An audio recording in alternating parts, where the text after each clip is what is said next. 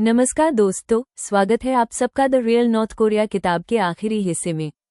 पिछली कड़ी में हमने तीसरे और चौथे चैप्टर में देखा कि किस तरह उत्तर कोरिया ने अपनी सर्वाइवल डिप्लोमेसी और रणनीतियों से दुनिया को प्रभावित किया।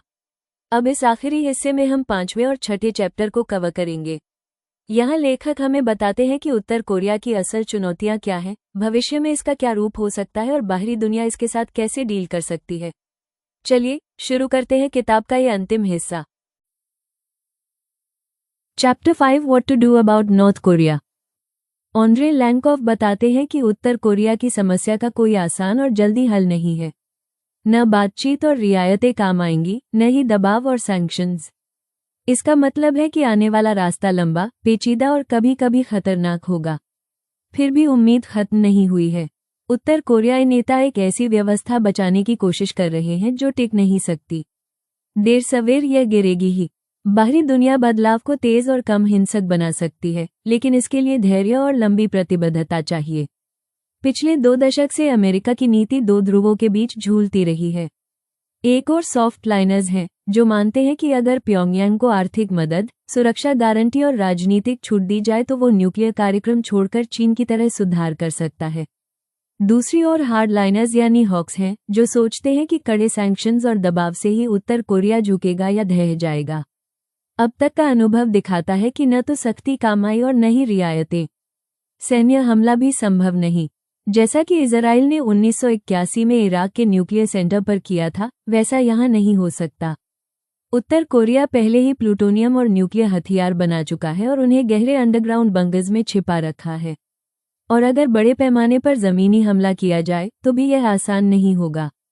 वहां का भूभाग पहाड़ी है और सेना भले आधुनिक न हो, लेकिन दुश्मन को भारी कीमत चुकवा सकती है।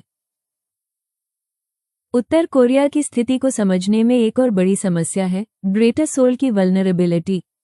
दक्षिण कोरिया की आधी से ज्यादा आबादी यानी लगभग 24 मिलियन लोग DMZ से केवल 25 से 30 किलोमीटर की दूरी पर रहते हैं। यहाँ उत्तर कोरिया ने 250 से 300 लॉन्ग रेंज आर्टिलरी और रॉकेट लॉन्चर्स तैनात कर रखे हैं जो युद्ध की स्थिति में पूरे शहर को तबाह कर सकते हैं। इतनी बड़ी आबादी का तेजी से एवैक्यूएशन लगभग असंभव है। यही वजह है कि युद्ध का नतीजा चाहे जो भी हो, सियोल को भारी तबाही झेलनी पड़ेगी। उत्तर कोरिया जानता है कि वो बड़े युद्ध में हार जाएगा, इसलिए खुद कभी शुरुआत नहीं करेगा। लेकिन साथ ही उसे भरोसा है कि सियोल भी तब तक हमला नहीं करेगा जब तक उसे बहुत बड़ी उकसाहट न मिले। यही कारण है कि 2010 में जहाज और वॉरशिप पर हमले के बावजूद साउथ कोरिया ने बड़ा रिटेलिएशन नहीं किया। तकनीकी दृष्टि से दक्षिण कोरिया कुछ ही घंटों में उत्तर कोरिया की नौसेना का आधा हिस्सा डुबो सकता है और कई आर्टिलरी ठिकाने नष्ट कर सकता है। लेकिन वहां सैनिकों की मौत का राजनीतिक असर नहीं पड़ता। एलीट नेता पेरिस में शॉपिंग करते हैं और उनके बच्चे सेना में नहीं जाते। इसलिए 100 से 200 सैनिकों की मौत प्योंगयांग के लिए बस एक स्वीकार्य कीमत है। कई लोग सोचते हैं कि यह हार उत्तर कोरिया की मिलिट्री फर्स्ट पॉलिसी को कमजोर कर सकती है, परंतु मीडिया पर पूरा नियंत्रण होने के कारण वहां की सरकार किसी भी हार को बड़ी जीत की तरह दिखा देती है। सबसे बुरी स्थिति में रिटेलिएशन और काउंटर रिटेलिएशन एक बड़े युद्ध तक जा सकती है, लेकिन अधिक संभावना यही है कि ये हमले और जवाबी हमले सीमित दायरे में ही रहेंगे और उत्तर कोरियाई रणनीतिकार अपने लक्ष्य हासिल कर लेंगे, यानी दुनिया के सामने लगातार संकट की छवि बनाए रखना। इसीलिए अमेरिका और साउथ कोरिया के समझदार हार्डलाइनर्स भी जानते हैं कि उनके पास सैंक्शंस के अलावा ज्यादा विकल्प नहीं है। पर सख्त सैंक्शंस भी आसान नहीं है, क्योंकि चीन और रूस पूरी तरह शामिल नहीं होना चाहते। हाँ, फाइनेंशियल सैंक्शंस और बैंकिंग पर रोक कुछ हद तक असर डाल सकती है, लेकिन इसका असली प्रभाव अब तक परखा नहीं गया। और सबसे अहम बात यह है कि उत्तर कोरिया का समाज इस तरह डिजाइन किया गया है कि सैंक्शंस का राजनीतिक असर लगभग शून्य हो जाता है। उत्तर कोरिया के मामले में सैंक्शंस और एंगेजमेंट दोनों ही ज्यादा असरदार नहीं हैं। वहां जनता राजनीति पर कोई प्रभाव नहीं डाल सकती। चुनाव तो होते हैं, लेकिन हमेशा 100% समर्थन एक ही सरकारी उम्मीदवार को मिलता है। लोग डरे हुए और पूरी तरह अलग थलग हैं और उन्हें अपने जीवन के अलावा किसी और विकल्प की जानकारी भी नहीं है। इसीलिए किसी ट्यूनीशिया स्टाइल विद्रोह की संभावना बहुत दूर की बात है। कभी कभी कहा जाता है कि फाइनेंशियल सैंक्शन से एलीट को मिलने वाले फायदे, जैसे हेनेसी कॉन्याक या मर्सिडीज कार्स, बंद हो जाएंगे और इससे वे सरकार पर दबाव डालेंगे। लेकिन ये भी अवास्तविक है। वहां के एलीट मानते हैं कि उनकी जिंदगी की सुरक्षा पूरी तरह रेजीम की स्थिरता पर टिकी है। अगर सरकार गिरी तो उन्हें जेलों में झाड़ू लगानी पड़ेगी या फांसी पर चढ़ना होगा। इसलिए वे फौरन लिकर छोड़कर लोकल शराब और पुरानी गाड़ियां भी स्वीकार कर लेंगे। अगर चीन पूरी ईमानदारी से सैंक्शंस लागू करे तो भी इसका असर सिर्फ आम जनता पर पड़ेगा, जिनमें से लाखों भूख से मर सकते हैं। एलीट इसे अफसोसजनक लेकिन जरूरी कीमत मानेंगे, इसीलिए एंगेजमेंट भी ज्यादा काम नहीं करता। अमेरिका के सॉफ्ट लाइनर्स कहते हैं कि डिन्यूक्लियराइजेशन के बदले 3 इनाम दिए जा सकते हैं: एड, सिक्योरिटी गारंटी और डिप्लोमेटिक नॉर्मलाइजेशन। लेकिन हकीकत यह है कि एड जल्दी खत्म हो जाएगी और बिना न्यूक्स के उत्तर कोरिया बस एक और गरीब देश रह जाएगा, जिसे सूडान और जिम्बाब्वे जैसे देशों के साथ दान के लिए कम्पीट करना होगा। और डोनर्स मदद पर कड़ा नियंत्रण रखेंगे, जबकि प्योंगयांग को वही पैसा चाहिए जिसे वे अपनी शर्तों पर बांट सके। सिक्योरिटी गारंटी भी भरोसेमंद नहीं मानी जाएगी। वहां के नेता अमेरिकियों और सभी विदेशियों पर गहरा अविश्वास रखते हैं। उन्हें पता है कि लोकतंत्र में सरकारें बदलती रहती हैं और वादे स्थायी नहीं होते। असली डर उनके लिए बाहरी आक्रमण से ज्यादा आंतरिक coup और विद्रोह है, और इस खतरे से कोई बाहरी शक्ति उन्हें नहीं बचा सकती। इसके उलट न्यूक्स उनके लिए दोहरे काम करते हैं। वे बाहरी हस्तक्षेप को रोकने की ताकत देते हैं और फॉरेन एड भी उन्हीं की शर्तों पर दिलवाते हैं। ऑन्ड्रे लैंकॉफ बताते हैं कि लीबिया की घटनाओं ने उत्तर कोरिया के नेताओं की सोच को और मजबूत किया। 2011 में KCNA ने बयान जारी किया कि लीबिया ने जब अपना न्यूक्लियर प्रोग्राम छोड़ दिया तो अमेरिका ने पहले सुरक्षा और रिश्तों के वादे किए, फिर उसी को ताकत से कुचल दिया। इससे उत्तर कोरिया को साफ सबक मिला कि असली शांति सिर्फ अपनी शक्ति बढ़ाने से ही मिल सकती है। असल में 2003 में गद्दाफी ने न्यूक्स छोड़कर पश्चिम से समझौता किया, लेकिन कुछ साल बाद जब जनता उठ खड़ी हुई तो पश्चिमी देशों ने उसका साथ दिया और गद्दाफी के पास कोई डिटेरेंट नहीं बचा। उत्तर कोरिया समझ गया कि अगर उसके पास न्यूक्लियर प्रोग्राम न हो तो वही हाल उसका भी हो सकता है। यही कारण है कि न दबाव और न ही इनाम प्योंगयांग को प्रभावित कर पाएंगे। इस वजह से अमेरिका ने 2009 के बाद स्ट्रैटेजिक पेशेंस की नीति अपनाई, मतलब उत्तर कोरिया कुछ सकारात्मक करे तो बातचीत और कंसेशंस होंगे, वरना उसे नजरअंदाज कर दिया जाएगा। लेकिन ये भी अव्यवहारिक है। उत्तर कोरिया को बाहर से मदद चाहिए और वो इसे अपनी शर्तों पर ही लेना चाहता है। इसलिए वो जानबूझकर खतरनाक और अप्रत्याशित दिखेगा ताकि एड और रिसोर्सेज मिलते रहें। अगर उसे नजरअंदाज किया गया तो वो और भी ज्यादा न्यूक्स और मिसाइल्स बनाएगा और शायद उन्हें बेचकर पैसा भी कमाएगा। ये स्थिति साउथ कोरिया के लिए और भी खतरनाक है, क्योंकि हर बार की प्रोवोकेशन का बोझ उस पर पड़ता है, जबकि अमेरिका हजारों किलोमीटर दूर है। इसलिए चाहे न चाहते हुए भी वॉशिंगटन और सियोल को आखिरकार प्योंगयांग के खेल में लौटना ही पड़ेगा। सवाल सिर्फ ये है कि वे कब और किन शर्तों पर ऐसा करेंगे। लांकोव कहते हैं कि इस समस्या को हमें 3 स्तरों पर देखना चाहिए। अमेरिका के लिए मुद्दा है न्यूक्स और खतरनाक व्यवहार। साउथ कोरिया के लिए सुधार न होने और लगातार ब्रिंकमैनशिप से यूनिफिकेशन कठिन होना। और आम उत्तर कोरियाई लोगों के लिए गरीबी, डर और बुनियादी आज़ादी से वंचित जीवन।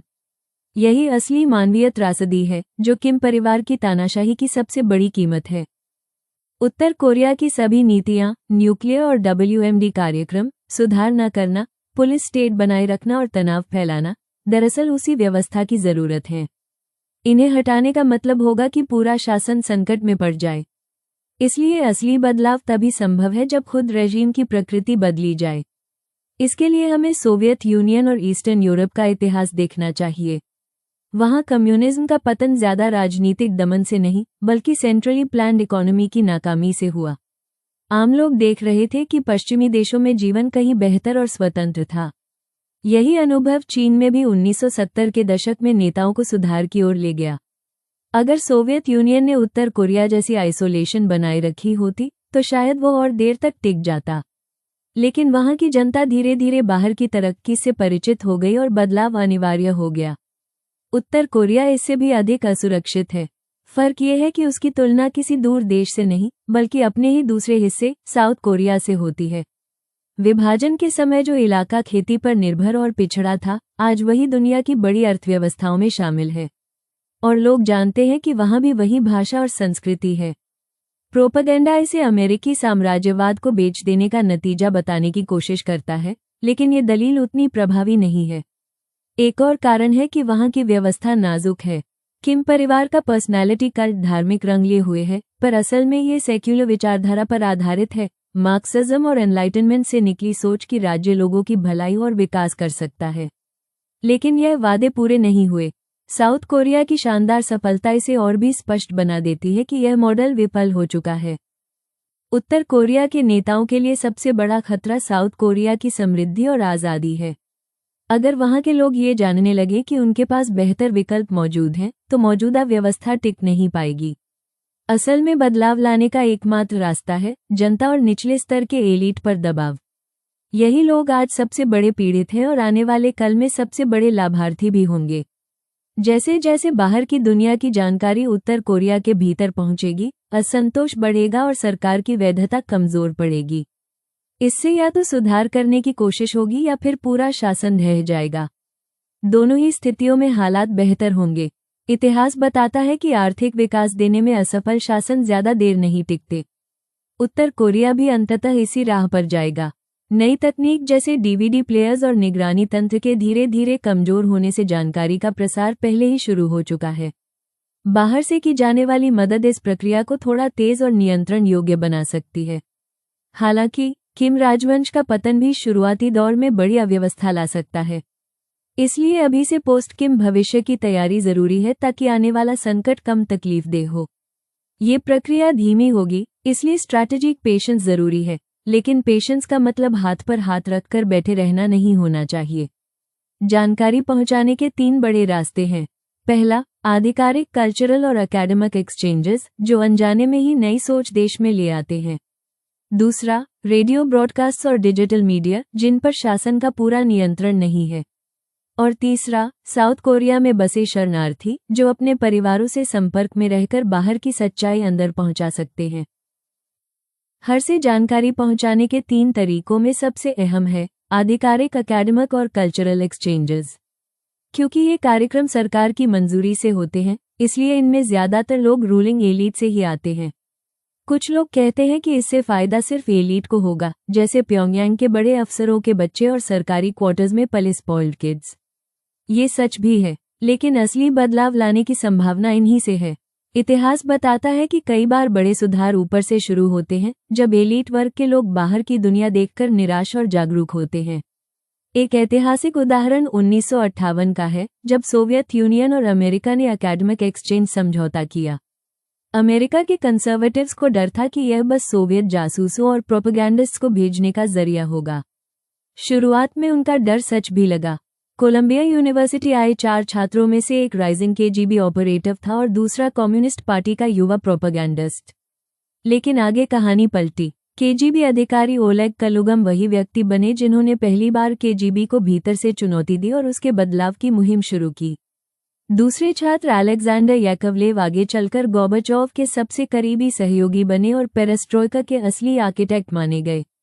दोनों ने माना कि अमेरिका में बिताए समय ने उनकी सोच बदल दी। इससे सबक साफ है, एकेडमिक और पर्सनल एक्सचेंजेस सबसे प्रभावी तरीके हैं जिससे उत्तर कोरियाई एलीट को असली दुनिया का अनुभव मिल सकता है। वहां पहुंचकर वे साउथ कोरिया और अन्य देशों का जीवन सीधे देखेंगे और समझेंगे कि यह कोई स्टेज प्रोपेगेंडा नहीं है। लौटकर वे अपनी बात धीरे धीरे उसी वर्ग तक पहुंचाएंगे जिसके पास असली शक्ति है। और आखिर में, ये आदान प्रदान केवल सोच ही नहीं बदलेंगे, बल्कि जरूरी नॉलेज और टेक्नोलॉजी भी पहुंचाएंगे। जब कभी डेकेड्स लॉन्ग ठहराव टूटेगा, तो यही ज्ञान और अनुभव नए उत्तर कोरिया को खड़ा करने में मदद करेगा। उत्तर कोरिया और बाहरी दुनिया के बीच एकेडमिक और कल्चरल एक्सचेंजेस बेहद जरूरी हैं। हालांकि ज्यादातर लोग साउथ कोरिया नहीं जा पाएंगे, इसलिए ऐसे कार्यक्रम तीसरे देशों में ही होने चाहिए, जहां पढ़ाई और आपसी संपर्क संभव हो। ये खर्चा उत्तर कोरिया खुद कभी नहीं उठाएगा, इसलिए इसमें दूसरे देशों की एजेंसीज और प्राइवेट फाउंडेशंस को आगे आना होगा। कुछ देशों के डिप्लोमैट्स डरते हैं कि अगर उन्होंने ऐसे एक्सचेंजेस को ओपनली सपोर्ट किया तो वॉशिंगटन इसे साउथ कोरिया के साथ विश्वासघात या एक बर्बर शासन को इनाम देने जैसा मान लेगा। लेकिन असल में ये कार्यक्रम एलीट को रिवॉर्ड करने के लिए नहीं, बल्कि समाज को धीरे धीरे बदलने और रूलिंग क्लास की पकड़ कमजोर करने के लिए है। एक्सचेंजेस के अलावा हर वो एक्टिविटी जरूरी है जो उत्तर और दक्षिण कोरियाई लोगों को एक दूसरे से सीधे संपर्क में लाए। यही वजह है कि केसोंग इंडस्ट्रियल जोन एक बेहतरीन आइडिया था।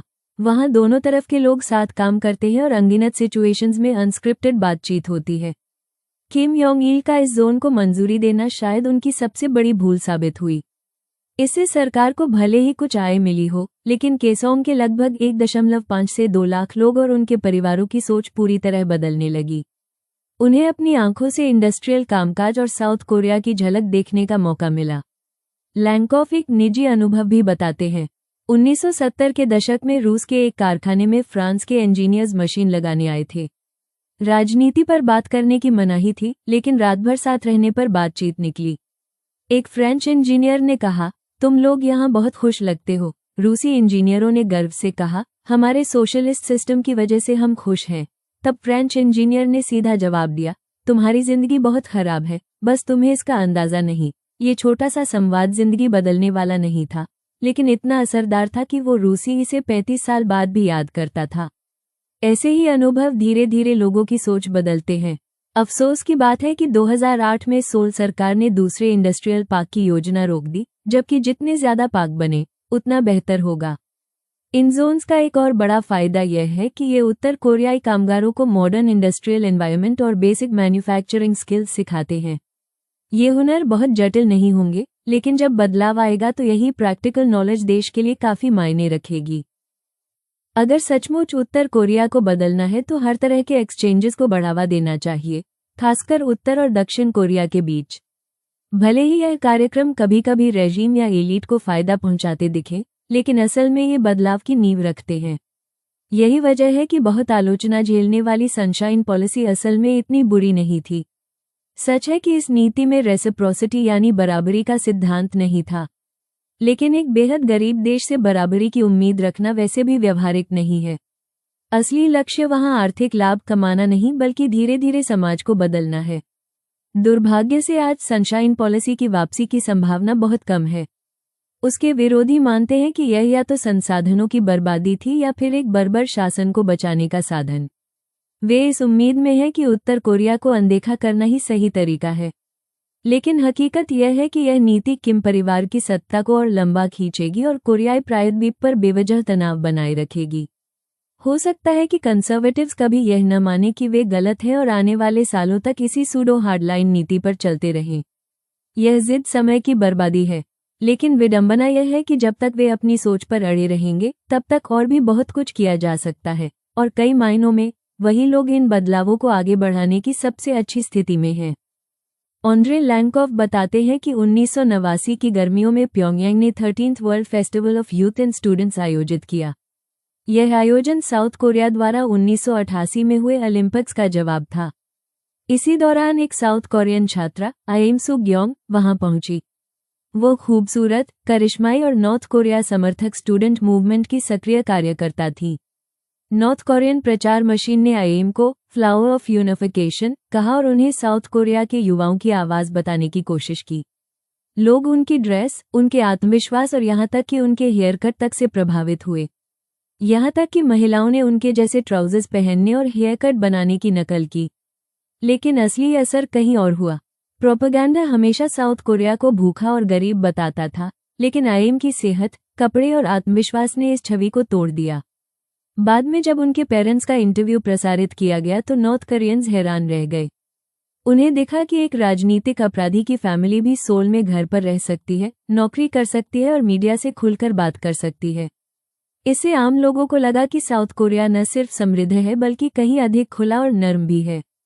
आएम सू ग्योंग जब DMZ पार करके साउथ लौटी तो उन्हें 5 साल की सजा मिली, हालांकि 3.5 साल में रिहा कर दी गई। लेकिन नॉर्थ कोरियंस के लिए वो एक नायिका बन गई। आयरॉनिकली, नॉर्थ कोरियन लीडर्स की यही कोशिश उनकी अपनी सूचना नाकाबंदी पर पहला बड़ा आघात साबित हुई। 1990 के दशक के मध्य से सूचना का प्रवाह और बढ़ गया। चीन की सीमा पर नियंत्रण ढीला हुआ और साउथ कोरियन वीडियो टेप्स, बाद में VCDs और DVDs बड़ी संख्या में अंदर पहुंचने लगे। DVD प्लेयर्स, रेडियोज और कंप्यूटर्स लोगों के बीच आने लगे। अब लोग आपस में राजनीति पर भी फुसफुसाकर चर्चा करने लगे। लैंगकॉफ कहते हैं कि असल में इस ब्रीच की शुरुआत नॉर्थ कोरिया ने खुद की थी। उन्होंने सोचा था कि आएम सू ग्योंग जैसे उदाहरण दिखाकर अपने लिए साउथ में सपोर्ट का सबूत देंगे, लेकिन नतीजा ये हुआ कि जनता ने पहली बार साउथ कोरिया की असली तरक्की और उसकी पॉलिटिकल फ्रीडम देखी। व्यक्तिगत आदान प्रदान सबसे अच्छा जरिया है, लेकिन इसके अलावा भी कई चैनल हैं जिनसे बाहरी जानकारी सीधे उत्तर कोरिया तक पहुंच सकती है।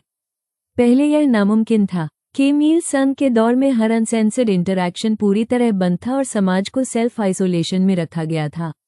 लेकिन हाल के वर्षों में हालात बदले हैं। अब डीवीडी प्लेयर्स आम हैं, कुछ लोग कंप्यूटर्स तक इस्तेमाल करते हैं और रेडियोज भी तस्करी के जरिए आ रहे हैं। साउथ कोरियन डीवीडीज भी बड़ी मात्रा में पहुंच रहे हैं। जनता अब पहले से कम डरी हुई है और कभी कभी राजनीति पर भी चर्चा कर लेती है। सरकार पुराने नियमों को सख्ती से लागू करने में उतनी दिलचस्पी नहीं लेती। आयरनी यह है कि पहला ब्रीच खुद नॉर्थ कोरियन रूलर्स ने किया, जब उन्होंने आईएम सुग्योंग जैसे मामलों को प्रचारित करने की कोशिश की।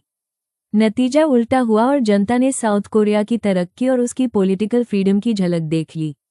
अब पहली बार दशकों बाद स्थिति ऐसी है कि सूचना का ब्लॉकेड तोड़ा जा सकता है और जनता बाहरी संदेशों को सुनने समझने के लिए पहले से कहीं ज्यादा तैयार है।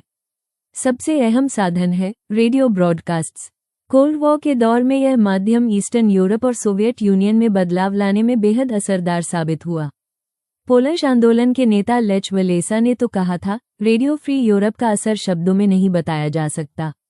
जैसे सूर्य के बिना पृथ्वी नहीं हो सकती। आज भी यही तरीका कारगर है। 2009 में इंटरमीडिया ग्रुप की स्टडी ने दिखाया कि 5 रेडियो स्टेशन सिर्फ नॉर्थ कोरियन ऑडियंस को टारगेट कर रहे थे और रोजाना 20.5 घंटे प्रसारण कर रहे थे। कुछ साल पहले ये केवल 4 से 5 घंटे था। यह एक बड़ा बदलाव है। अनुमान है कि 2010 तक लगभग 10 लाख लोग यानी कुल आबादी का 5% इन कार्यक्रमों को सुनने लगे थे। आज केबीएस, रेडियो फ्री एशिया और वॉइस ऑफ अमेरिका जैसे बड़े सरकारी स्टेशन सक्रिय हैं। इनके अलावा डिफेक्टर रन छोटे स्टेशन भी हैं, जिन्हें पैसों और रिसोर्सेज की कमी है, लेकिन वे बेहद उत्साही हैं और उनके पास अक्सर क्लैंडेस्टिन नेटवर्क्स होते हैं जो देश के भीतर से जानकारी जुटाते हैं। इन सबको और मजबूत समर्थन की जरूरत है। एक और पारंपरिक तरीका है लीफलेट्स। अब इन्हें सिर्फ रेफ्यूजी एनजीओएस ही छोड़ते हैं, बलून प्रोग्राम्स के जरिए।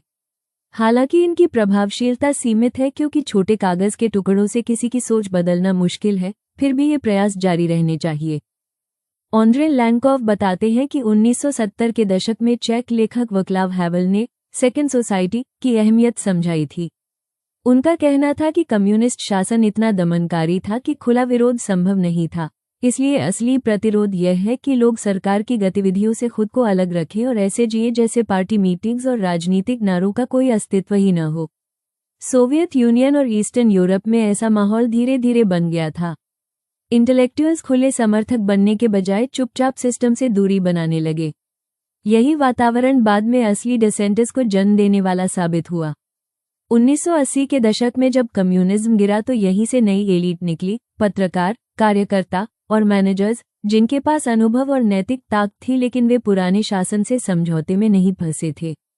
जितना मजबूत यह सेकंड सोसाइटी था, उतना ही स्मूथ और कम दर्दनाक था पोस्ट कम्युनिस्ट ट्रांजिशन। लेकिन उत्तर कोरिया अलग है। वहां राज्य ने हमेशा पूरी आबादी पर सबसे सख्त नियंत्रण रखा है। किसी स्वतंत्र जीवन के लिए जगह नहीं है। ज्यादातर पढ़े लिखे लोग भी रेजीम के सहयोगी ही माने जाते हैं। विरोध करने वाले मौजूद हैं, लेकिन डर इतना गहरा है कि वे अपनी शंकाएं आपस में भी साझा नहीं कर पाते। यही वजह है कि कोई वैकल्पिक एलीट अब तक वहां पैदा नहीं हो सकी। इसकी बड़ी कीमत भविष्य में चुकानी पड़ेगी। जब रेजीम गिरेगा, तब लगभग हर व्यक्ति के दामन पर सहयोग का दाग होगा। इसलिए जरूरी है कि एक सेकंड सोसाइटी को बढ़ावा दिया जाए, और यह संभव है शरणार्थी समुदाय के बीच। साउथ कोरिया में बसे उत्तर कोरियाई रेफ्यूजीज ज्यादातर किसान और मजदूर हैं, जबकि कोल्ड वॉर के समय भागे हुए ईस्ट यूरोपियन डिफेक्टर्स अक्सर हाईली एजुकेटेड होते थे। पहली नज़र में ये समाज एक ऑल्टरनेटिव एलीट बनाने में सक्षम नहीं लगता, लेकिन पूरी तरह निराशा भी नहीं है। एक तो ऐसे रेफ्यूजीज में अच्छी खासी संख्या में पढ़े लिखे लोग भी हैं, पर उन्हें साउथ कोरिया सरकार से बहुत मदद नहीं मिलती। कई इंजीनियर्स जैसे पढ़े लिखे लोग वहां पिज्जा डिलीवरी या छोटे रेस्तरां में काम करके गुजारा कर रहे हैं। इनके लिए सही जॉब्स और सपोर्ट सिस्टम्स की जरूरत है। दूसरा, वहां के युवा रेफ्यूजीज हैं जिन्हें एजुकेट किया जा सकता है। उनके लिए खासकर स्कॉलरशिप्स बेहद जरूरी हैं, ताकि वे माँ और पीएचडी कर सकें। अभी साउथ कोरिया में अंडर ग्रेजुएट तक पढ़ाई मुफ्त मिलती है, लेकिन हायर स्टडीज के लिए सिस्टमैटिक सपोर्ट नहीं है। जबकि आज की दुनिया में सिर्फ बैचलर्स डिग्री काफ़ी नहीं मानी जाती। साउथ कोरियन सरकार इस तरह की मदद देने में झिझकती है क्योंकि इससे घरेलू छात्रों और उनके परिवारों में नाराजगी हो सकती है। इसलिए इन स्कॉलरशिप्स का बोझ इंटरनेशनल डोनर्स और प्राइवेट फाउंडेशंस को उठाना चाहिए। उत्तर कोरियाई रेफ्यूजीज का छोटा लेकिन बढ़ता हुआ समुदाय सिर्फ सांस्कृतिक और राजनीतिक कामों में ही नहीं बल्कि प्रोफेशनल फील्ड्स में भी बड़ी भूमिका निभा सकता है। जरूरत है कि उनमें से पत्रकार, पॉलिसी एनालिस्ट्स और कलाकार ही नहीं बल्कि इंजीनियर्स, अकाउंटेंट्स, साइंटिस्ट्स, डॉक्टर्स और वाटर ट्रीटमेंट एक्सपर्ट्स भी निकलें। ये लोग आने वाले समय में 3 अहम भूमिकाएं निभाएंगे। पहली भूमिका, वे नॉर्थ कोरिया तक जानकारी पहुंचाने का सबसे असरदार चैनल बनेंगे। आज रेफ्यूजीज अपने परिवारों और दोस्तों से संपर्क बनाए रखते हैं। चाइनीज सेल फोन्स और ब्रोकर्स के जरिए पैसों का लेन देन, चिट्ठियां और संदेश लगातार आते जाते रहते हैं। अगर कोई रेफ्यूजी अकाउंटेंट या इंजीनियर बनता है तो वो नॉर्थ वापस कहीं ज्यादा मूल्यवान जानकारी पहुंचाएगा बनिस्बत उस रेफ्यूजी के जो किसी छोटे रेस्तरां में काम करता है। दूसरी भूमिका, जब नॉर्थ कोरिया का ट्रांसफॉर्मेशन या कोलैप्स होगा तो यही रेफ्यूजी इंटेलेक्चुअल्स और प्रोफेशनल्स अपने देश लौटेंगे। कुछ सोशल और पॉलिटिकल एक्टिविस्ट्स बनेंगे जबकि कई अपनी टेक्निकल स्किल से अर्थव्यवस्था खड़ी करने में मदद करेंगे। वे एजुकेटर्स और ट्रेनर्स की तरह काम करेंगे और दिखाएंगे कि साउथ और आधुनिक दुनिया में चीजें कैसे चलती हैं। तीसरी भूमिका, ये नए प्रोफेशनल्स रेफ्यूजी समुदाय के लिए रोल मॉडल्स बनेंगे। आज नॉर्थ कोरियन रेफ्यूजीज अक्सर साउथ में अंडर क्लास का हिस्सा बन जाते हैं। रोल मॉडल न होने की वजह से उनके बच्चे भी मेहनत करने की प्रेरणा नहीं लेते और आगे चलकर भारी कीमत चुकाते हैं। लेकिन अगर किसी रेफ्यूजी परिवार की मां अपने बेटे को समझा सके कि देखो अंकल किम सर्जन बन गए या आंटी पाक एलजी में डिजाइनर है, तो यह अगली पीढ़ी को नई दिशा देगा। Chapter 6 being ready what we wish for. ये साफ है कि लंबे समय में मौजूदा उत्तर कोरियाई शासन टिक नहीं पाएगा। उसकी सबसे बड़ी कमजोरी है उसकी आर्थिक नाकामी और यह हकीकत कि वो अपने पड़ोसियों, खासकर साउथ कोरिया से बढ़ती आय अंतर को कम नहीं कर पा रहा। यही उसकी अकेलीज हील है। जब किम परिवार का शासन गिरेगा तो जाहिर है कि बाहरी दुनिया और आम उत्तर कोरियाई लोगों को फायदा होगा। लेकिन हमें ये सोचने की गलती नहीं करनी चाहिए कि जैसे ही यह पतन होगा तुरंत शांति और खुशहाली आ जाएगी। इतिहास गवाह है कि हर क्रांति, हर स्वतंत्रता आंदोलन, हर आज़ादी के बाद का दौर हमेशा उथल पुथल और अराजकता से भरा रहा है। नॉर्थ कोरिया में भी ऐसा ही होगा। शासन का पतन सिर्फ एक लंबी और कठिन यात्रा की शुरुआत होगी जिसमें दशकों लगेंगे और पुराने जख्म पीढ़ियों तक महसूस होंगे। इसलिए अभी से तैयारी जरूरी है। ऑल्टरनेटिव एलीट बनाने जैसी नीतियां इस संक्रमण को आसान कर सकती हैं। और सबसे अहम है खुलकर, ईमानदारी से उन चुनौतियों पर चर्चा शुरू करना जो भविष्य में सामने आने वाली हैं। अब बात करते हैं परफेक्ट स्टॉर्म की। कोरियाई लोग लंबे समय से मानते आए हैं कि एक दिन देश का एकीकरण होगा और यह नई समृद्धि और सौहार्द का युग लाएगा। दूर भविष्य में ये सच भी हो सकता है, लेकिन जिन लोगों को एकीकरण के तुरंत बाद के दशकों में जीना होगा उनके लिए ये समय भारी अपहीवल, सामाजिक डिसरप्शन और गहरे सदमे का होगा। मसला ये भी है कि किसी को नहीं पता यूनिफिकेशन कब और कैसे होगा। ज्यादा संभावना यही है कि यह अचानक होगा, किसी राजनीतिक संकट या स्टेट कोलैप्स की वजह से। इतना अचानक कि बड़े देशों के राष्ट्रपति और प्रधानमंत्री भी इसे अपने दूतावासों या खुफिया रिपोर्टों से नहीं बल्कि टीवी न्यूज से जानेंगे। दुनिया ने कभी भी इतने अलग अलग स्तरों वाले समाजों का यूनिफिकेशन नहीं देखा। जर्मनी का उदाहरण अक्सर दिया जाता है, लेकिन ईस्ट और वेस्ट जर्मनी इतने अलग नहीं थे जितने नॉर्थ और साउथ कोरिया हैं। ईस्ट जर्मनी में 1960 के दशक से लोग वेस्ट की टीवी देखते थे, रिश्तेदारों से मिलना और चिट्ठी भेजना आसान था। लेकिन नॉर्थ कोरिया में लोग साउथ के बारे में लगभग कुछ नहीं जानते। उनके पास जानकारी के सिर्फ 2 स्रोत हैं, एक तरफ तस्करी से आई साउथ कोरियन रोमांटिक ड्रामाज और दूसरी तरफ नॉर्थ कोरियन प्रोपेगेंडा की डरावनी कहानियां। और दोनों ही स्रोत सच्चाई से बहुत दूर हैं। पिछले 15 सालों से कोरिया के यूनिफिकेशन की कीमत पर कई तरह के अनुमान लगाए जा रहे हैं। यह आसान काम नहीं है, क्योंकि न तो हमें पता है कि यूनिफिकेशन कब होगा और न ही उत्तर कोरिया की अर्थव्यवस्था के सही आंकड़े मौजूद हैं। सबसे बड़ी दिक्कत यह है कि लागत को परिभाषित कैसे किया जाए।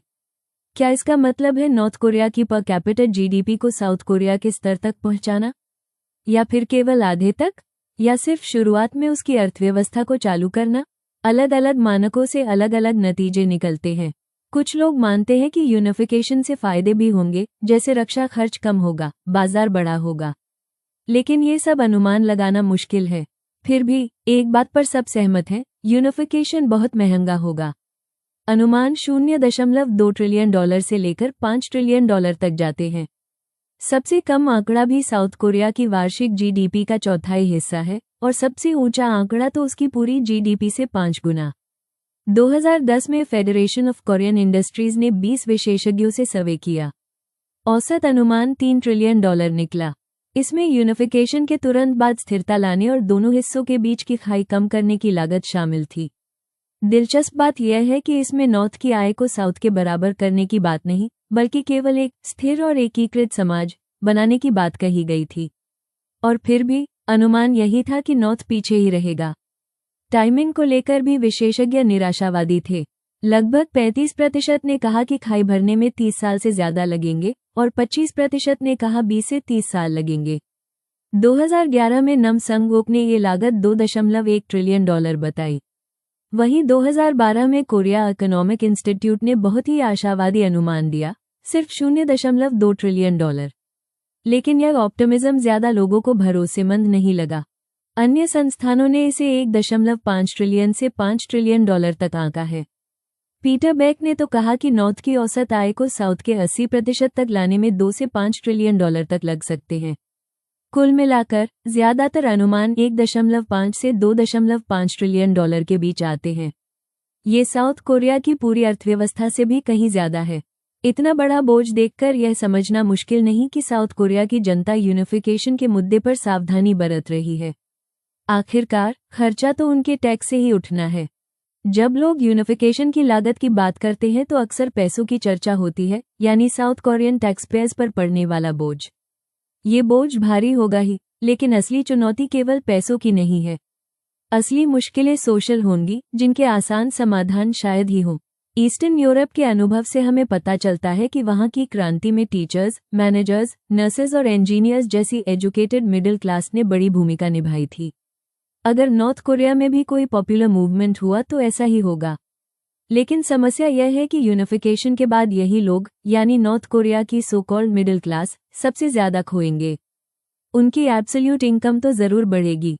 वे कार चलाएंगे, कंप्यूटर इस्तेमाल करेंगे, रोज मांस और मछली खाएंगे। लेकिन उन्हें जल्द ही एहसास होगा कि उनकी प्रोफेशनल स्किल्स साउथ कोरिया के मॉडर्न सोसाइटी में ज्यादा काम की नहीं है। जैसे नॉर्थ कोरियन इंजीनियर्स कैलकुलस में साउथ के इंजीनियर्स से आगे हो सकते हैं, लेकिन उन्होंने कभी कैड सॉफ्टवेयर इस्तेमाल नहीं किया। ज्यादातर ने मॉडर्न कंप्यूटर नहीं चलाया, टेक्निकल मैनुअल्स की भाषा इंग्लिश नहीं आती।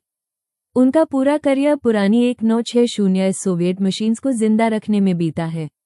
साउथ कोरिया के नजरिए से ऐसे इंजीनियर्स प्रैक्टिकली बेकार हैं। डॉक्टर्स का हाल भी ऐसा ही है।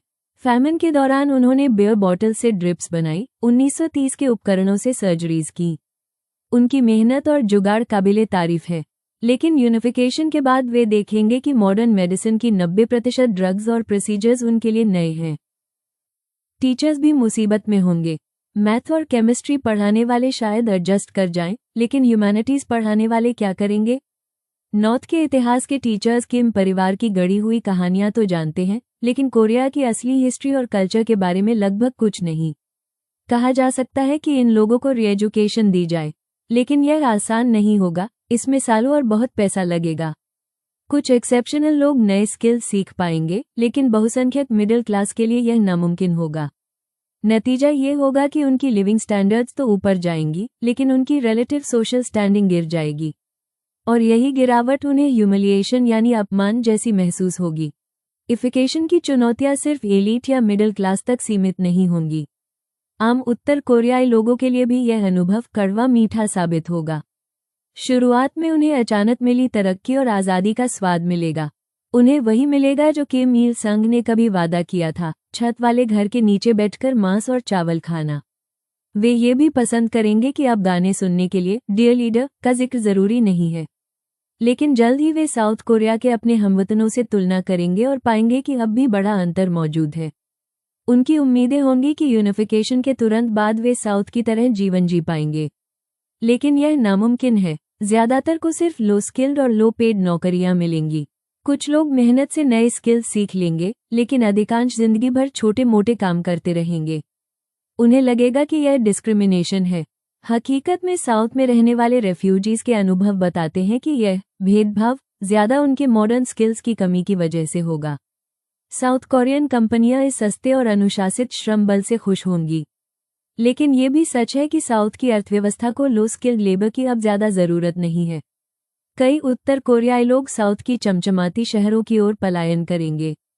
सोल तो सिर्फ एक दिन की दूरी पर है, लेकिन ये पलायन अनस्किल्ड कामगारों के बीच प्रतिस्पर्धा और अविश्वास बढ़ाएगा। कुछ लोग अपराध की राह पकड़ सकते हैं, जिससे आज बेहद सुरक्षित साउथ कोरियन शहर खतरनाक हो सकते हैं। वहीं कई युवा महिलाएं सेक्स इंडस्ट्री में जाएंगी, जिससे दोनों कोरियाओं की परसेप्शन और बिगड़ेगी। इतना ही नहीं, साउथ से नॉर्थ में जाने वाले लोग भी बड़ी समस्याएं खड़ी करेंगे। ईस्ट जर्मन मूल के विद्वान रूडिजर फ्रैंक ने कहा था, यूनिफिकेशन के बाद नॉर्दर्नर्स को सदर्नर्स से बचाना और खासकर साउथ की प्रीडेटरी कंपनियों से सुरक्षित रखना ज्यादा जरूरी होगा। एक और विस्फोटक मुद्दा है 1946 का लैंड रिफॉर्म लॉ। साउथ ने इसे कभी आधिकारिक रूप से स्वीकार नहीं किया। उस समय कई जमींदार साउथ भाग गए और अपने लैंड टाइटल साथ ले गए। आज उनकी दूसरी तीसरी पीढ़ी इन्हें संभाल कर बैठी है। साउथ की इकोनॉमिक बूम की कहानी लैंड स्पेक्यूलेशन से भरी हुई है। सोल के कुछ इलाकों में जमीन की कीमत 1963 से 1990 के बीच 1000 गुना बढ़ गई थी। ऐसे में अगर प्री 1946 टाइटल्स वाले लोग नॉर्थ के गांवों में जाकर अदालत का दरवाजा खटखटाएं, तो किसानों से उनकी जमीन छिन सकती है। और यह साउथ में रह रहे इन परिवारों की आर्थिक ताकत और इन्फ्लुएंस देखते हुए संभव भी है। साउथ कोरियन इन्वेस्टर्स के लिए यह एक सोने की खान साबित हो सकती है, लेकिन नॉर्थ कोरियंस, जिनके पास बाजार का असली अनुभव ही नहीं है, अक्सर अपनी जमीन और घरों की कीमत को लेकर गलतफहमी में होंगे। जरा सोचिए, अगर कोई साउथ का इन्वेस्टर किसी नॉर्थ कोरियन से उसका पुराना मकान एक चमचमाते फ्रिज या जापानी बाइक के बदले खरीद ले, तो थोड़े समय बाद नॉर्थ कोरियंस को लगेगा कि उनके साथ धोखा हुआ है, और यह यूनिफिकेशन के प्रति उनके गुस्से और असंतोष को और बढ़ाएगा। पोस्ट कम्युनिस्ट देशों का अनुभव बताता है कि वहां की जनता मार्केट की चालों से अनजान थी और इसी वजह से धोखेबाजों के लिए आसान शिकार बन गई। रशिया में 1994 में एमएमएम नाम की पॉन्जी स्कीम ने 50 लाख लोगों की जमा पूंजी डुबो दी। अल्बेनिया में तो इस तरह की स्कीम्स के ध्वस्त होने से एक छोटा सा सिविल वॉर तक छिड़ गया। नॉर्थ कोरियंस भी मॉडर्न कैपिटलिज्म की बारीकियों से अनजान हैं। हाल के शोध बताते हैं कि साउथ कोरिया में हर 5 नॉर्दर्न रेफ्यूजीज में से एक फ्रॉड का शिकार हो चुका है, जो कि नेशनल एवरेज से 40 गुना ज्यादा है। सोचना आसान है कि यूनिफिकेशन के बाद लाखों नॉर्थ कोरियंस इसी तरह धोखेबाज साउथ कोरियन कंपनियों और इंडिविजुअल्स के शिकार होंगे। ये हालात म्यूचुअल डिस्ट्रस्ट को और गहरा करेंगे। और फिर आता है सबसे कठिन सवाल, नॉर्थ कोरियन मिलिट्री। लगभग 11 से 12 लाख सैनिकों की सेना में से बड़ी संख्या अनपेड लेबर फोर्स है, खेती, निर्माण और मैनुअल काम करने वाले। लेकिन करीब 3 से 4 लाख ट्रेन प्रोफेशनल्स हैं, जिन्होंने अपनी पूरी जिंदगी लड़ाई झगड़े और गरिल्ला वॉरफेयर जैसी स्किल सीखने में बिताई है। यूनिफिकेशन के बाद इनका कोई काम नहीं बचेगा। जूश आइडियोलॉजी और किम परिवार की पूजा अचानक बेमानी हो जाएगी। कई सैनिक छोटे मोटे जॉब्स जैसे सिक्योरिटी गार्ड्स बन जाएंगे, लेकिन हजारों और क्रिमिनल अंडरवर्ल्ड की ओर मुड़ सकते हैं। इमेजिन कीजिए, लाखों ट्रेंड, बेरोजगार और गुस्साए सोल्जर्स अगर सोसाइटी में भटकते रहे, तो हालात कितने खतरनाक हो सकते हैं। अगर कोरिया की यूनिफिकेशन करनी है तो सीधे मर्ज करना शायद सबसे मुश्किल रास्ता होगा। एक प्रैक्टिकल हल हो सकता है अस्थायी कन्फेडरेशन, जिसमें नॉर्थ और साउथ दोनों अपनी ऑटोनॉमी बनाए रखें। दोनों तरफ अपने अलग लीगल सिस्टम्स और शायद करेंसीज भी कुछ समय तक चलें। इसका असली काम होगा नॉर्थ कोरिया को धीरे धीरे बदलना और यूनिफिकेशन के नकारात्मक असर को कम करना। ये कन्फेडरेशन तभी संभव है जब किम फैमिली की डिक्टेटरशिप खत्म हो चुकी हो और प्योंगयांग में नया लीडरशिप आ जाए। वो लीडरशिप पोस्ट किम हो, चाहे किसी पॉपुलर रेवोल्यूशन से आए या किसी कू से, फर्क नहीं पड़ता, बस जेन्युइनली साउथ से जुड़ने के लिए तैयार होना चाहिए। इस व्यवस्था की अवधि 10 से 15 साल होनी चाहिए। अगर ये बहुत लंबा चला तो नॉर्थ कोरियंस को लगेगा कि साउथ उन्हें सेकंड क्लास सिटीजन बनाकर सस्ती मजदूरी करवा रहा है। अगर ये बहुत छोटा रहा तो नॉर्थ कोरिया में जरूरी बदलाव पूरे नहीं हो पाएंगे। इस अस्थायी व्यवस्था का एक बड़ा काम होगा बॉर्डर माइग्रेशन को कंट्रोल करना। शुरुआती 5 सालों तक नॉर्थ कोरियंस को साउथ में जॉब्स और परमानेंट सेटलमेंट की इजाज़त नहीं होगी और वीज़ा टाइप परमिट की ज़रूरत होगी। बाद में धीरे धीरे रेस्ट्रिक्शंस हटाई जाएंगी। हालांकि सच ये है कि बॉर्डर कंट्रोल का असर बहुत सीमित होगा। नॉर्थ कोरियंस 2 दशक से सबसे सख्त नियम तोड़ते आए हैं। जब उनके सामने सोल और साउथ की चमक दमक होगी तो छोटे मोटे फाइन्स या पनिशमेंट से वो रुकेंगे नहीं। असली हल यही है कि नॉर्थ कोरिया को ही इतना अट्रैक्टिव बनाया जाए कि वहां माइग्रेशन कम हो। नॉर्थ कोरियंस को साउथ की बिजनेसेस से एक्सप्लॉयटेशन से भी बचाना होगा। इसलिए अरेबल लैंड और हाउसिंग की खरीद साउथ कोरियंस द्वारा स्ट्रिक्टली कंट्रोल या बैन करनी होगी। सबसे अहम बात है कि 1946 की लैंड रिफॉर्म को साफ साफ स्वीकार करना होगा। मतलब प्री 1946 के सारे land claims null and void माने जाएं।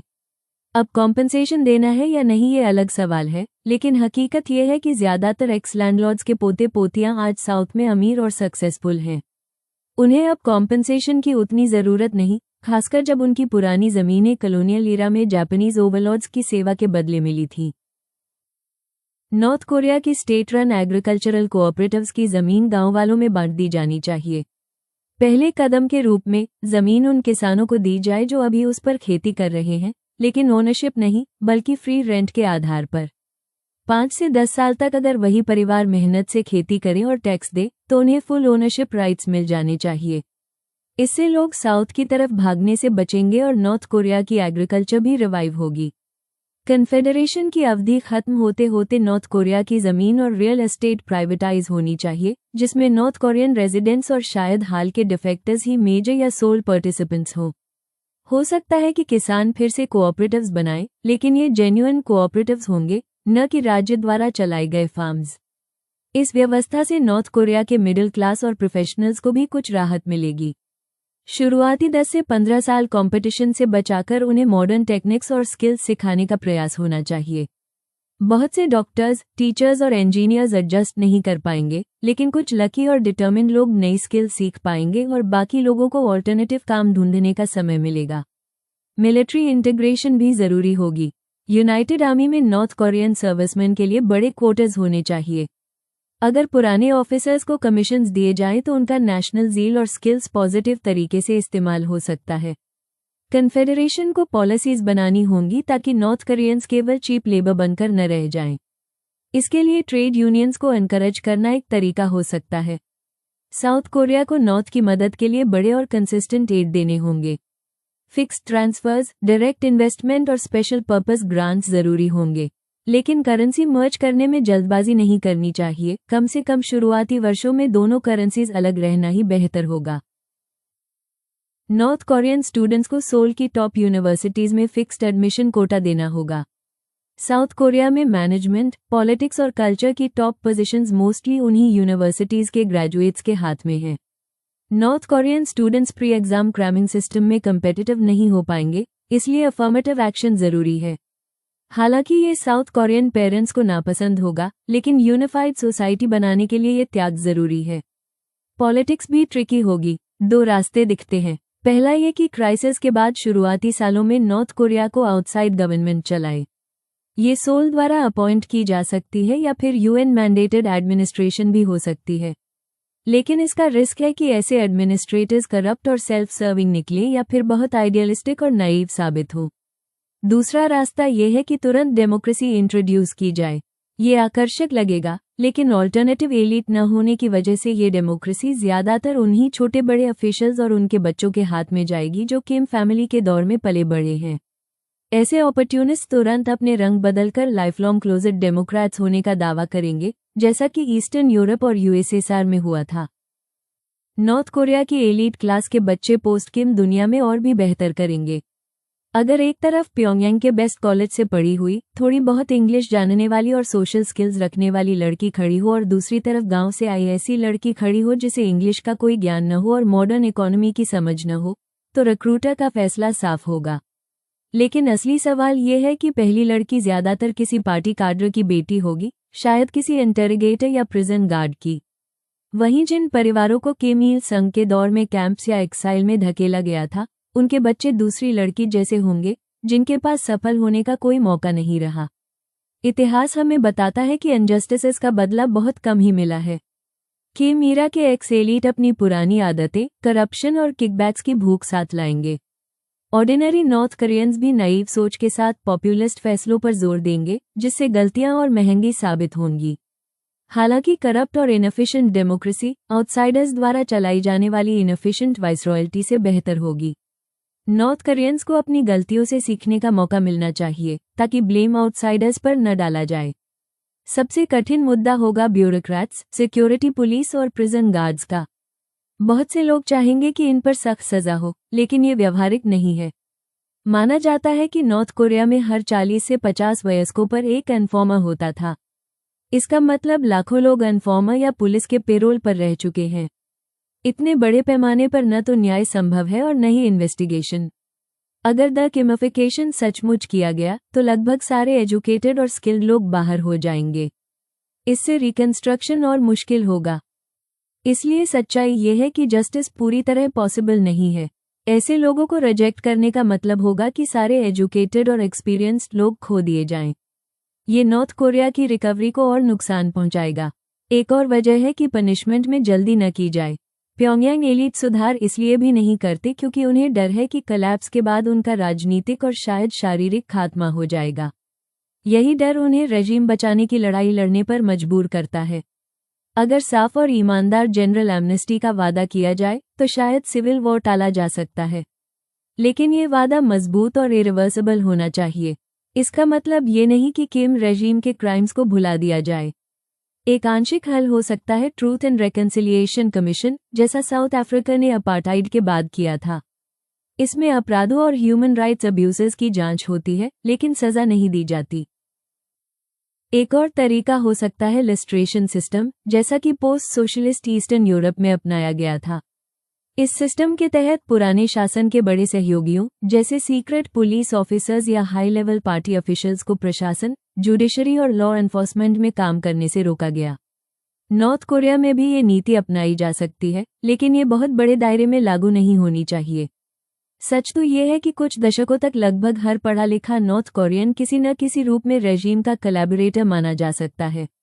इसलिए ये परिभाषा सिर्फ उन पर लागू होनी चाहिए जो सीधे तौर पर सबसे क्रूर कामों में शामिल थे, जैसे प्रिजन कैंप एडमिनिस्ट्रेटर्स। बाकी अपराधों की जांच आने वाली पीढ़ियों के पत्रकार और इतिहासकार कर सकते हैं। किम फैमिली को भी इससे छूट नहीं मिलनी चाहिए।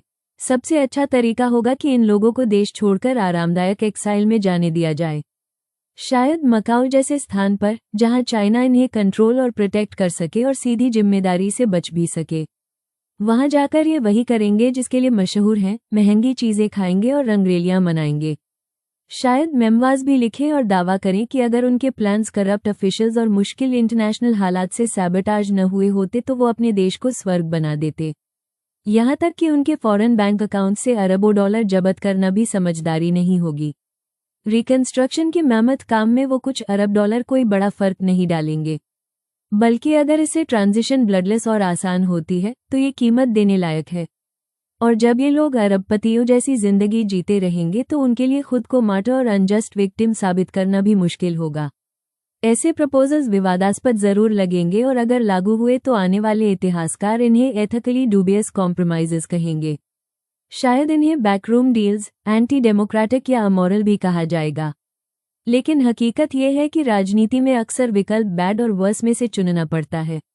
यहाँ ऑल्टरनेटिव कहीं ज्यादा खतरनाक है, जिसमें सीक्रेट पुलिस सिविलियंस पर गोलियां चला सकते हैं, जनरल सुसाइडल ब्रिंकमैनशिप में जा सकते हैं और एक एलियनेटेड अंडरक्लास बन सकती है जिसमें एक्स कोलैबोरेटर्स और आम नॉर्दर्निस्ट साउथ कोरियन आउटसाइडर्स से नफरत में एकजुट होंगे। और ये भी याद रखना चाहिए कि अगर पूरा साफ सफाई का कठोर रास्ता चुना गया तो फ्यूचर हिस्टोरियंस उसी को विच हंट कहकर निंदा करेंगे। हमने देखा है कि न तो डिप्लोमेटिक कंसेशंस और न ही मिलिट्री और economic pressure north Korean regime को बदलने में कामयाब हुए हैं।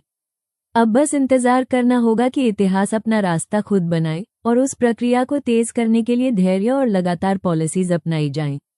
ये इंतजार लंबा हो सकता है। मुमकिन है कि किम योंग अन की सक्सेशन कुछ ऐसे घटनाक्रम शुरू कर दे जिससे रेजिम कुछ ही सालों में ढह जाए, लेकिन उतना ही संभव ये भी है कि किम फैमिली का राज 2020 या यहाँ तक कि 2030 तक भी लगभग बिना बदले चलता रहे। इसलिए हमारे सामने एक ऐसी समस्या है जिसका हल आने में शायद दशकों लगेंगे। और इस दौरान क्या किया जाए? लोकतांत्रिक देशों जैसे अमेरिका और दक्षिण कोरिया की प्रकृति ही ऐसी है कि हर कुछ वर्षों में नए डिसीजन मेकर्स आएंगे और अक्सर वही पुरानी गलतियां दोहराएंगे। पेंडुलम की तरह नीतियां कभी एंगेजमेंट की उम्मीद पर झूलेंगी तो कभी प्रेशर की उम्मीद पर। पिछले 20 सालों से यही हो रहा है और आगे भी यही होगा। लेकिन चाहे यथार्थवादी और प्रैग्मेटिक नेता सत्ता में हो, उन्हें नॉर्थ कोरिया जैसी हकीकत का सामना करना ही पड़ेगा। उन्हें उसके न्यूक्लियर प्रोग्राम, उसके ब्रिंकमैनशिप और उसके खतरनाक अंतर्राष्ट्रीय व्यवहार से पैदा होने वाले सिक्योरिटी रिस्क कम करने होंगे। लंबी अवधि की पॉलिसीज जरूरी हैं, लेकिन साथ ही कुछ शॉर्ट टर्म पॉलिसीज भी चाहिए जो उसके उकसाने वाले व्यवहार को रोके या कम करे, प्रोलिफरेशन को रोके और आम नॉर्थ कोरियंस की पीड़ा घटाएं।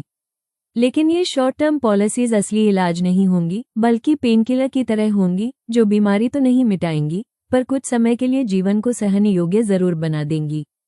ऐसी ही एक शॉर्ट टर्म पॉलिसी हो सकती है नॉर्थ कोरियन न्यूक्लियर प्रोग्राम को एक हद तक टैसिट एक्सेप्टेंस देना। यही तो नॉर्थ कोरियन स्ट्रैटेजिस्ट चाहते भी हैं। अब वो अपने प्रोग्राम को फ्रीज करने के लिए पैसे की मांग की भाषा भी कम इस्तेमाल करते हैं। कई बार उन्होंने संकेत दिया है कि अगर उन्हें पर्याप्त रिवॉर्ड मिले तो वे न्यूक्लियर कैपेबिलिटीज को आगे बढ़ाना रोक सकते हैं। लेकिन पूरी, वेरीफाई की गई और इरिवर्सिबल डिन्यूक्लियराइजेशन तब तक संभव नहीं है जब तक किम फैमिली सत्ता में है। नॉर्थ कोरिया कम से कम अपने न्यूक्लियर आर्सेनल का कुछ हिस्सा तो जरूर रखेगा। वो कॉम्प्रोमाइज कर सकता है, लेकिन पूरी तरह से न्यूक्लियर छोड़ना उसकी बॉटम लाइन से बाहर है। फिर भी नॉर्थ कोरियंस ने कभी कभी सिगफ्रीड हैकर की पेशकश में दिलचस्पी दिखाई है, जिसे 3 नोज कहा गया: नो मोर न्यूक्स, नो बेटर न्यूक्स और नो प्रोलिफरेशन। इसका मतलब होगा कि नॉर्थ कोरिया अपने न्यूक्लियर रिसर्च और प्रोडक्शन को रोक दे, लेकिन मौजूदा हथियार अपने पास रखे और इसके बदले में उसे कंसेशंस और कॉम्पनसेशन मिले, मुख्यतः यूनाइटेड स्टेट्स से। ये प्योंगयांग के लिए एक्सेप्टेबल डील हो सकती है अगर कीमत उनके हिसाब से अच्छी हो। दरअसल नॉर्थ कोरिया को अब अपने पुराने रिएक्टर्स की उतनी जरूरत नहीं है। योंगबियन रिसर्च सेंटर न तो लॉस एलमोस जैसा कभी बन सकता है और न ही ARZAMAS-16 जैसा। वहां पहले ही इतना प्लूटोनियम बन चुका है कि कुछ न्यूक्लियर डिवाइसेस तैयार हो सकते हैं। डिटेरेंस और ब्लैकमेल के लिए इतना पर्याप्त है। आर्सेनल को 5-10 से बढ़ाकर 50 या 100 डिवाइसेस करना उनकी शक्ति को उतना नहीं बढ़ाएगा। इसलिए वो शायद इन पुराने फैसिलिटीज को बंद करने के लिए तैयार हो जाएं। साथ ही शायद कुछ ऐसे कदम भी मान लें जिससे प्रोलिफरेशन की संभावना कम हो, जैसे सरप्राइज इंस्पेक्शंस ऑफ शिप्स और एयरपोर्ट्स को मान लेना। हालांकि इसके बदले भी वो भारी कीमत मांगेंगे, क्योंकि ये उनकी सॉवरेंटी पर सीधा असर डालता है। कभी कभी ये भी संभव है कि नॉर्थ कोरिया अपने कुछ न्यूक्लियर हथियार या प्लूटोनियम का हिस्सा सौदेबाजी में छोड़ दे, लेकिन ये डिन्यूक्लियराइजेशन न तो पूरी होगी और न ही सही तरह से वेरीफाई की जा सकेगी। दरअसल ये बहुत ही पार्शल होगी। नॉर्थ कोरियन नेता हमेशा एम्बिग्युइटी बनाए रखना चाहेंगे। उन्हें या तो इम्प्लिसिट या एक्सप्लिसिट तरीके से ये मान्यता चाहिए होगी कि उनके पास वेपन्स ग्रेड प्लूटोनियम, अनरिच्ड यूरेनियम और कुछ न्यूक्लियर डिवाइसेस बने रहेंगे। इन्हें वो अपनी अंडरग्राउंड फैसिलिटीज में छिपाकर रखेंगे ताकि डिटेरेंस भी बना रहे और डिप्लोमेटिक ब्लैकमेल का ऑप्शन भी उनके पास रहे। लेकिन इस 3 नो प्रपोजल की अपनी गंभीर कमियां भी हैं। अमेरिका के नजरिए से ये ऐसा होगा जैसे नॉर्थ कोरिया को उसके न्यूक्लियर ब्लैकमेल के बदले रिवॉर्ड दिया जा रहा हो। नॉर्थ कोरिया दुनिया का पहला देश है जिसने न्यूक्लियर नॉन प्रोलिफरेशन ट्रीटी पर साइन किया, फिर उससे बाहर निकल गया और अंत में सफलतापूर्वक न्यूक्लियर वेपन बना लिया। अगर अब उन्हें न्यूक्लियर आर्सेनल रखने की अनुमति भी मिल जाए और साथ ही यूएस से मॉनेटरी एड भी निकाल ले, तो ये बाकी देशों के लिए भी एक खतरनाक प्रेसिडेंट बन जाएगा। फिर कंट्रोल भी एक बड़ा इशू है। कोई शक नहीं कि नॉर्थ कोरिया मौका मिलते ही चीटिंग करेगा। साइन ट्रीटीज का उनके लिए कोई बाइंडिंग वैल्यू नहीं है। वे अपने कमिटमेंट्स पर तभी तक टिके रहेंगे जब तक उन्हें स्टेडी एड और पेमेंट्स मिलती रहें। इसके बावजूद, इन तमाम खतरों के बावजूद भी 3 नो अप्रोच पर विचार करना समझदारी हो सकती है, क्योंकि ऑल्टरनेटिव और भी खतरनाक हैं। अगर वॉशिंगटन उन्हें इग्नोर करेगा तो प्योंगयांग अपने यूरेनियम और प्लूटोनियम प्रोडक्शन पर और ज्यादा जोर लगाएगा। मिसाइल इंजीनियर्स लगातार काम करते रहेंगे और किसी समय एक रिलायबल लॉन्ग रेंज मिसाइल बना लेंगे जो कॉन्टिनेंटल यूएस तक पहुंच सके। 2011 में US defence secretary Robert Gates ने कहा था कि नॉर्थ कोरिया 5 साल के भीतर अमेरिका तक स्ट्राइक करने वाली मिसाइल बना सकता है। हो सकता है ये एग्जैजरेशन हो और समय ज्यादा लगे, लेकिन अगर किम फैमिली का रजीम काफी समय तक टिका रहा तो ये सूनर और लेटर जरूर होगा। और इस बीच नॉर्थ कोरियन नेता बीच बीच में कॉन्फ्रंटेशन भी करते रहेंगे ताकि दुनिया को याद रहे कि उनकी अनदेखी करना महंगा पड़ सकता है। इसलिए 3-0 अप्रोच भले ही अधूरा और इम्परफेक्ट हो, लेकिन कम से कम ये समय खरीदने का एक तरीका तो है, और यही इसकी सबसे बड़ी यूटिलिटी है। इसके अलावा एक और यूजफुल तरीका है 6 पार्टी टॉक्स को जारी रखना। भले ही इनका स्टेटेड गोल नॉर्थ कोरिया का कंप्लीट डिन्यूक्लियराइजेशन कभी पूरा न हो, फिर भी इनकी अपनी अहमियत है। पहला, इन वार्ताओं की मौजूदगी ही एक स्टेबिलिटी लाती है और मिलिट्री कॉन्फ्रंटेशन का खतरा थोड़ा कम करती है। और दूसरा, जो सबसे ज्यादा महत्वपूर्ण है, 6 पार्टी टॉक सभी स्टेक होल्डर्स को एक ऐसा मंच देती है जहां वे नॉर्थ कोरिया से जुड़े मुद्दों पर अपनी पोजीशंस कोऑर्डिनेट कर सकें। अगला बड़ा संकट जब भी आएगा, एंड सूनर और लेटर आएगा, तब समय बहुत कम होगा। ऐसे में फास्ट और रिलायबल इंटरैक्शन बेहद जरूरी होगा। यूएन ब्यूरोक्रेसी या नॉर्मल डिप्लोमेटिक चैनल्स इतने तेज और फ्लेक्सिबल नहीं होते। इसलिए 6 पार्टी टॉक्स एक तरह से इमरजेंसी कोऑर्डिनेशन का सबसे प्रैक्टिकल मंच बन सकते हैं। इसलिए 6 पार्टी टॉक्स को बनाए रखना समझदारी होगी। ये न सिर्फ टेंशन्स को कम करने और मौजूदा समस्याओं को संभालने का तरीका है, बल्कि भविष्य में आने वाले नॉर्थ कोरिया से जुड़े मुद्दों पर जल्दी और निर्णायक फैसले लेने का मंच भी बन सकते हैं। अगर उत्तर कोरिया में रेजीम कोलैप्स होता है तो उसके राजनीतिक और कूटनीतिक नतीजे भारी होंगे। ऐसे हालात में ये वार्ताएं एक सस्ता और असरदार उपाय साबित हो सकती हैं। लेकिन सबसे जरूरी बात यह है कि हम असली लक्ष्य को न भूलें, नॉर्थ कोरिया के अंदर से ही रेजीम ट्रांसफॉर्मेशन का इंतजार करना और जहां तक संभव हो उसे बढ़ावा देना। जो शॉर्ट टर्म नीतियां अपनाई जाती हैं, उन्हें हमें पेनकिलर की तरह देखना चाहिए। ये थोड़ी देर के लिए दर्द को कम करती हैं, लेकिन बीमारी का इलाज नहीं करती। इस किताब को समेटते हुए 2 कड़वी सच्चाइयों से शुरुआत करनी चाहिए। पहली, उत्तर कोरिया एक बहुत बड़ी समस्या है, और दूसरी, इस समस्या का कोई आसान या त्वरित समाधान नहीं है। सवाल उठता है कि इस त्रासदी का जिम्मेदार कौन है? क्या वे यूरोपीय बुद्धिजीवी जिन्होंने 19वीं सदी में पूंजीवाद की असमानताओं से तंग आकर समाजवाद का सपना दिखाया? या फिर वे एशियाई नौजवान जिन्होंने 20वीं सदी की शुरुआत में मार्क्सवाद को राष्ट्रीय मुक्ति का रास्ता समझा? या सोवियत कमांडर जिन्होंने 40 के दशक में कोरिया को मुक्त करने का दावा किया? या खुद वे उत्तर कोरियाई जिन्होंने 50 के दशक में सोचा कि सोवियत मॉडल उनके लिए ताकतवर और समृद्ध राष्ट्र बनाने का नक्शा है? हकीकत यह है कि इनमें से ज्यादातर लोग बुरे नहीं थे। उनके इरादे कई बार नेक थे और फैसले अपने समय की परिस्थितियों में तार्किक लगे। लेकिन इन सब का मिला जुला नतीजा आज हमारे सामने है, एक गहरी मुश्किल जिसका कोई साफ और सार्वभौमिक हल नहीं दिखता। उत्तर कोरिया बाहर की दुनिया के लिए इसलिए समस्या है क्योंकि उसके नेता सर्वाइवल के लिए लगातार खतरा मोल लेते हैं। परमाणु हथियारों का विकास, मिसाइल टेस्ट या सीमाई गोलीबारी, ये सब पागलपन नहीं बल्कि उनकी नज़र में तर्कसंगत सर्वाइवल स्ट्रैटेजी है। लेकिन असली पीड़ित बाहर की दुनिया नहीं बल्कि उत्तर कोरिया की जनता है। जबकि पूर्वी एशिया के दूसरे देशों ने तरक्की और समृद्धि देखी है, वहीं उत्तर कोरिया के लोग एक ऐसी व्यवस्था में फंसे हैं जो राजनीतिक रूप से दमनकारी और आर्थिक रूप से बेहद अक्षम है। अनगिनत जिंदगियां बर्बाद हुई हैं और मानव ऊर्जा का विशाल अपव्यय हुआ है, जो आज भी जारी है। बुरी खबर यह है कि इस समस्या का कोई आसान हल नहीं है। सियोल और वॉशिंगटन की नीतियां कभी सख्त तो कभी नरम रही हैं, लेकिन दोनों ही नाकाम साबित हुई हैं। न तो उत्तर कोरिया की एलीट को रिश्वत देकर सुधारा जा सकता है और न ही धमकाकर। लेकिन एक अच्छी खबर भी है, यह व्यवस्था लंबे समय तक टिकाऊ नहीं है। बदलाव धीरे धीरे भीतर से ही शुरू हो चुका है। सरकार इसे रोक नहीं सकती। हो सकता है किम जोंग उन और उसके बाद के नेता सुधारों की कोशिश करें और किसी डेवलपमेंटल डिक्टेटरशिप का सपना देखें। काश ऐसा हो, क्योंकि क्रमिक सुधार हिंसक क्रांति से बेहतर होते हैं। लेकिन सच ये है कि समृद्ध और खुले दक्षिण कोरिया की नज़दीकी के चलते ऐसा प्रयोग ज्यादा समय तक टिक नहीं पाएगा। तो अब सवाल है, बाहर की दुनिया क्या कर सकती है? सच ये है कि बहुत ज्यादा नहीं। बाहर की दुनिया केवल इतना कर सकती है कि इस धीमी गति से चल रहे इरोजन को थोड़ा तेज कर दे, ताकि किम परिवार की तानाशाही पर दबाव बढ़े और जब संकट आए तो वो कम अराजक और कम दर्दनाक हो। अगर यह पतन कुछ साल पहले हो जाए तो इसका मतलब होगा कि कम लोग जेल कैंपों में मरेंगे और ज्यादा लोग एक बेहतर समाज में जीने, काम करने और अपने बच्चों को पालने का अवसर पाएंगे। लेकिन हमें इस तेजी को लेकर बहुत उत्साहित नहीं होना चाहिए, क्योंकि सच्चाई ये है कि बाहरी प्रयास चाहे जितने अच्छे और उपयोगी क्यों न हो, इनका असर सीमित ही रहेगा। असल चुनौती तो तब आएगी जब यूनिफिकेशन या कोलैप्स होगा। वह दौर मुश्किल, अव्यवस्थित और अप्रत्याशित होगा। बहुत लोग उम्मीद करते हैं कि चीन जैसी किसी सॉफ्ट लैंडिंग की संभावना बने, यानी धीरे धीरे सुधार और स्थिर बदलाव।